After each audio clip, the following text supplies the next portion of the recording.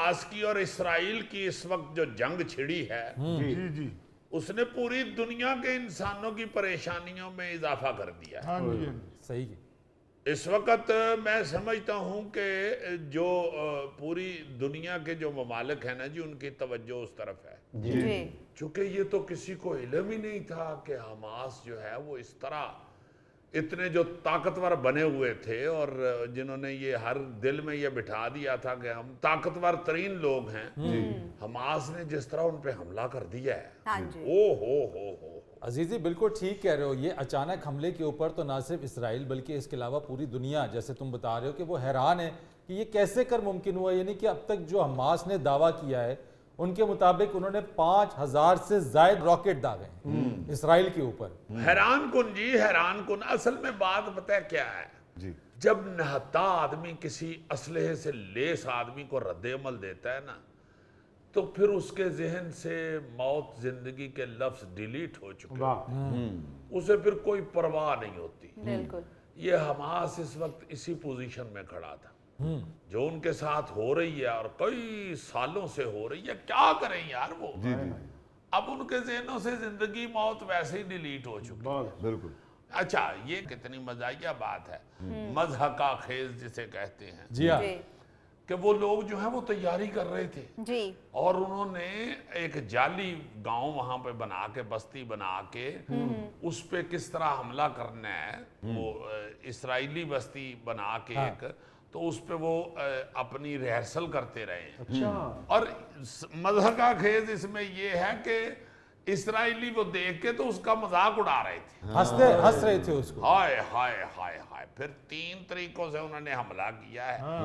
ابابیلوں کی طرح پیراگلائڈرز انہوں نے اتارے پھر انہوں نے سمندر کے ذریعے حملہ کیا پھر انہوں نے بلڈوزر کے ذریعے ان کی وہ تاریں اشاریں یہ وہ ملیا میٹ کر کے موٹر سائیکلوں پہ گھس گئے اور کس قدر تیز حملہ تھا کہ 22 کلومیٹر تک اندر گئے ہیں اور ان کے جو بندے انہوں نے یرغمالی بنائے تھے ان کے سمیت وہ واپس آئے.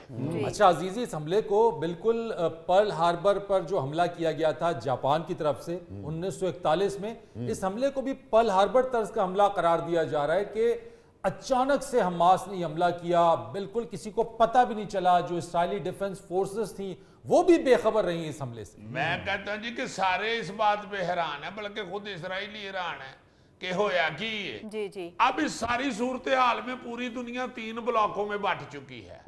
پہلا تو ہے نا جی امریکہ اور ساتھ پورا یورپ وہ تو اسرائیل کے ساتھ کھڑے ہاں جی اور دوسرا بلاک جو ہے وہ شام اور لبنان وہ حماس کے ساتھ کھڑے ہیں اور اسرائیل کا مقابلہ کر رہے ہیں. جی تیسرا بلاک جو ہے نا جی وہ اس میں صرف مذمتی شامل ہیں. اس میں مصر ہے ایران ہے ترکی ہے روس وینزویلا کسی حد تک پاکستان بھی لگا ہوا ہے. حالانکہ بھرپور میرا خیال ہے کہ ریئیکٹ کرنا چاہیے. بہرحال یہ حکمران زیادہ اچھا سمجھتے ہیں کہ کس طرح کیا پالیسی بنانی چاہیے. ویسے عزیزی سعودی عرب نے OIC کا اجلاس طلب کر لیا ہے اس معاملے پر بات چیت کرنے کے لیے. اللہ کرے یہ بھرپور مسلم کنٹریز کو ساتھ دینا چاہیے فلسطین. بہرحال انتہائی حیران کن ہے انتہائی حیران کن اور ایسے واقعات ہوتے ہیں. مجھے اچھی طرح یاد ہے وہ پرویز مشرف مرحوم کی وہ مجھے بات یاد آ رہی ہے. امریکہ میں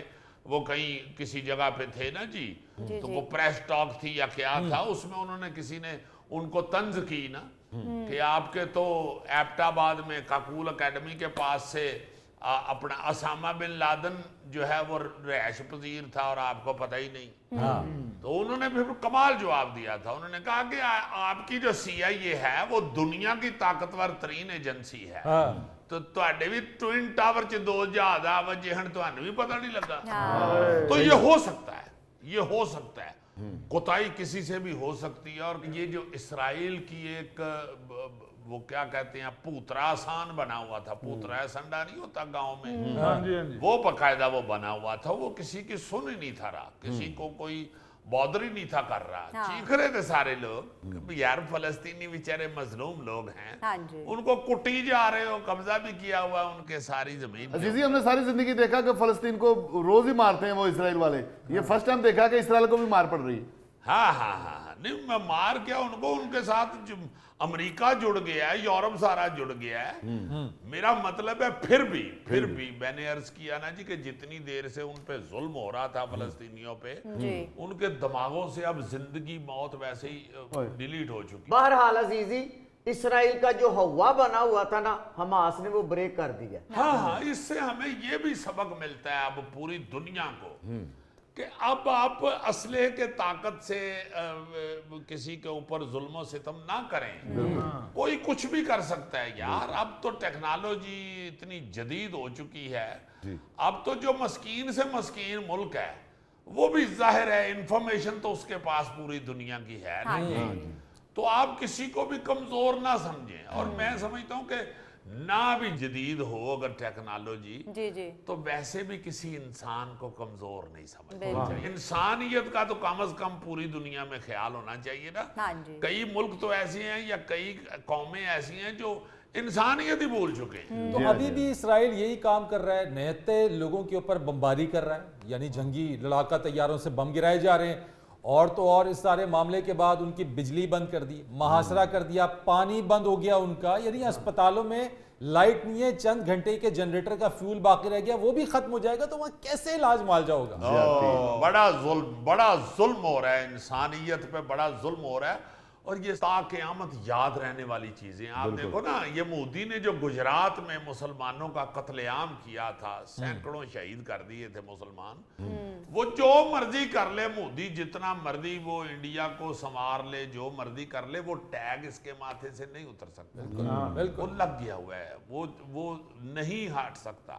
اس طرح کے یہ جو بات ابھی جاپان کی کر رہا تھا غوری، آپ دیکھیں کہ وہ جہاں پہ وہ ہیروشیما اور ناگاساکی پہ جہاں بم پھینکے تھے ادھر تو انہوں نے میوزیم بنا دیا ہوا ہے. اور وہ جتنی بھی تباہی تھی اس کی تصویریں اور اس کی کچھ چیزیں اس دور کی میں نے وہ خود دیکھا ہوا ہے میوزیم.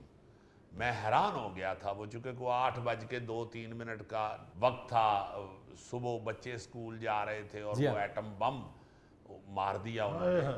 ایک بچے کی گھڑی سی بھی پڑی ہوئی ہے، وہ اسی ٹائم پہ رکی ہوئی ہے جی.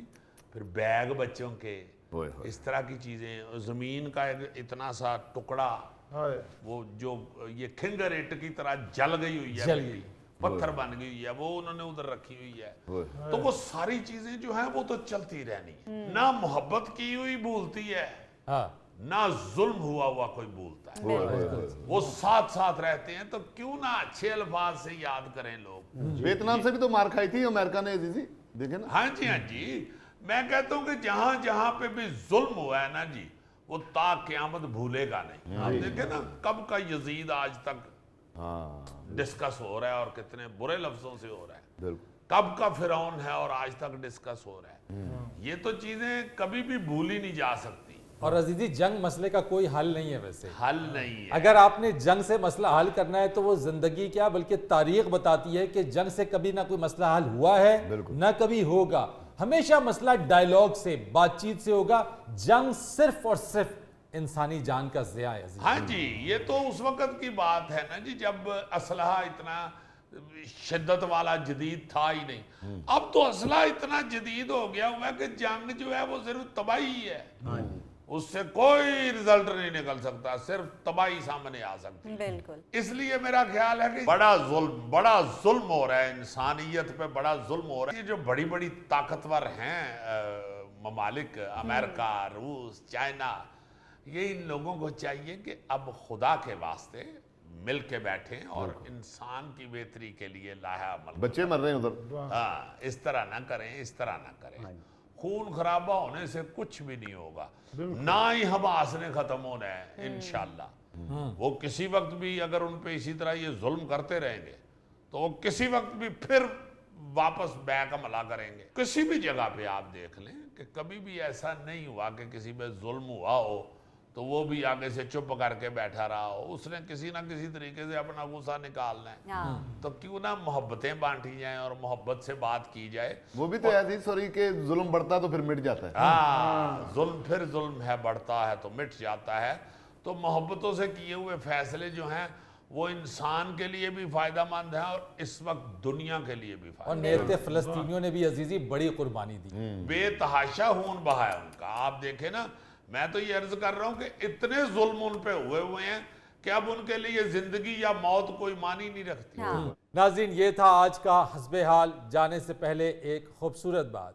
شیخ سعدی رحمۃ اللہ علیہ فرماتے ہیں کہ عقل مند اپنے عیب خود دیکھتا ہے جبکہ بے وقوف کے عیب دنیا دیکھتی ہے. بہت اچھے. اپنے میزبان فرید رئیس کو اجازت دیجیے. کل آپ سے پھر ملاقات کریں گے انشاءاللہ. تب تک کے لیے اللہ حافظ.